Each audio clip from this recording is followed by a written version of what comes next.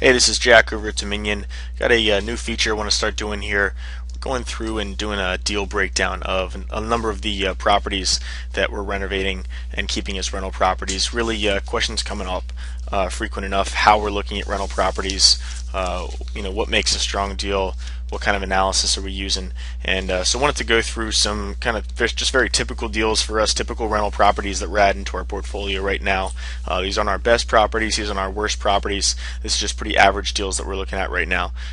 So you can get a sense of kind of what the market's giving right now, what you should expect as a newer or even experienced investor, what the market's able to provide right now with respect to the economics on rental properties in Baltimore City. I got this one here is 1515 Lemmon Street down in 21223. It took us a couple months to just a quick quick rehab on this property. It wasn't a big house, but wanted to show you how we took this one from start to finish. Start with the numbers. So this is what we thought. The numbers were going to be going in there. We were approached and we had the opportunity to buy the property at $20,000. We always add some acquisition overhead in there, whether you're paying a real estate agent or you've got paying a consulting fee, or you've got someone working for you who's bird dogging deals for you, or you're doing it yourself. I mean, you should get paid for your time. So we have people on staff who help us with acquisitions, and as a result, we have an overhead allocation there, as we think you should as well as an investor. Then, of course, the closing costs, transfer taxes, recordation taxes, and the settlement charges of around $2,000. It's kind of an average cost. Might be a little bit higher than that, depending on whether you have to pay property taxes at closing or not for the full year. And then when we walked through the property, our guess was that it was going to cost about $17,500 in hard costs. So that's actual checks that we're going to be cutting for materials and labor to renovate that property. And then on top of that, we have to add in our renovation soft costs, which are really construction management. So if you're going to GC the job yourself, you should pay yourself. If you're not going to GC the job yourself, you're going to hire a general contractor, then he's going to want to get paid. And so it's going to cost him $17,500 in our estimation to renovate this property, and he's going to want to make a profit himself to pay for his time of around $5,000. It's kind of a round number that we use pretty frequently to allocate for overhead costs associated with construction management. So our thought was that given all of those hard and soft costs and the closing costs involved, we were going to have a cost basis of around $49,500, around $50,000 for this property. It's a one-bedroom property, not a very large property. We figured, given our experience renting properties in the city, we could probably get about $800 a month from a subsidized rental program for a one-bedroom, one-bathroom house. And what we use to analyze our deals is a gross rent multiplier. That's that GRM you see there. So gross rent multiplier is just a factor of what your cost basis is versus the monthly rent that you're going to be getting on that property. Some people use annual rent multipliers, and they'll talk about a 4 or a 5 or a 6 or a 7. We use monthly gross rent multipliers because they're just a little bit more detailed, a little bit more specific. So in this case, the gross rent multiplier with an $800 rent and a $49,500 cost basis is 62 times. So $800 a month times 62 equals roughly $49,500. And in our experience, that's a very strong deal. We like those economics very much, given that it includes our overhead allocations. If you backed out and did a cap rate, if you're more familiar with cap rates, that's net of reserves, net of capital reserves, that's somewhere probably around a 13 or a 14 cap, unlevered, without putting any debt on it. So very strong deal. Happy to add 100 of these to our portfolio. So we purchased the property for $20,000. We thought that was a good deal based on this analysis, and I'll show you here the renovation that we went through. This is what the property looked at the beginning. You got wood windows. It's a historic district. Tired old front. Cornice needs to be painted. Brick needed to be acid washed. We had to do some exterior work on this property, both in the front and the rear. And this is the after picture. So you can see we pointed up the brick. Got nice new wood windows in there. New wood 6-panel door. New light. New mailbox. Looks like a totally brand new property versus what it looked like previously. This is the before pic for the kitchen and living room area. Like I said, it was a very small property, kind of old and dated.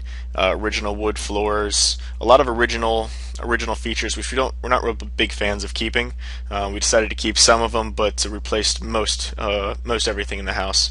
So this is what it looked like afterwards. We kept the stairs, but we replaced the banister with metal, so it looks a lot nicer. We replaced the cabinets and the countertop and all of the flooring and the rear door there, so you can see just a much better looking property after the renovation was complete.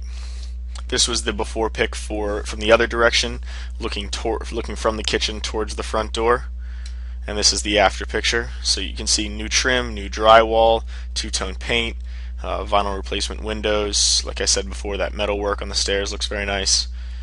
This was the upstairs, the upstairs bedroom, and this is afterwards with our after our renovation. We've got again metal work, new trim, new lighting fixtures, drywall, painted that right wall.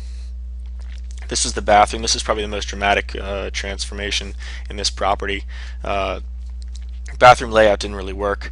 The tub particularly was too high and awkward and just old and outdated, and that ceramic, we hated that ceramic. Just we thought it was ugly, that's all.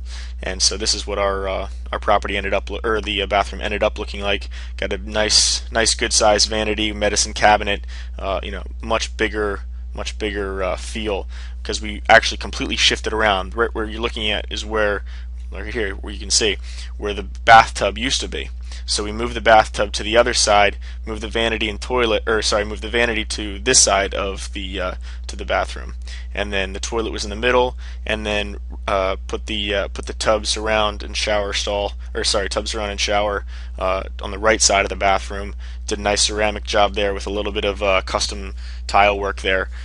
Made the property very easy to rent quickly, and it may even have some retail potential down the road. It's certainly a nice looking bathroom. This was the backyard. You can see just kind of old and raggedy, old picket fence. Nothing really special about it, or much to look at. Kept the picket fence, but we replaced it and repaired it. But we laid a new concrete pad in the backyard, so you didn't have this old kind of gravel back there. You had a gate on that picket fence and a new concrete pad in the backyard. And then this was the rear exterior of the property, a real old stucco job. You can see the old windows and the steps. Make a note of the stairs there. We did new brick steps. Did a new stucco job on the whole rear of it. Closed up one of that top window. We closed that up and just made that a vinyl replacement window, and put a security bar, security grate on the kitchen window as well. So much better looking property at the end of the day after we finished renovating it. So this is what the actual numbers were. We still bought the property for $20,000. We have the same overhead allocations both for acquisition and for the renovation. Closing costs on this one turned out to be $2,266, and the renovation hard costs were a little bit more than we estimated. We were thinking $17,500.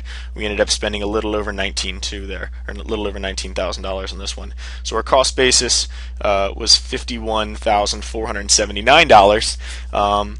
And so a little bit higher than we were expecting, but we got a little bit higher rent. We got an $843 a month rent for a 1-bedroom, 1-bathroom subsidized tenant, and so actually our gross rent multiplier was a 61 instead of a 62 as underwritten. So still a very strong deal. Love to have 100 of these. Very happy with how the entire transaction turned out, and I think we've got a very high quality renovation at the end of the day, and something that's really renovated for the long term.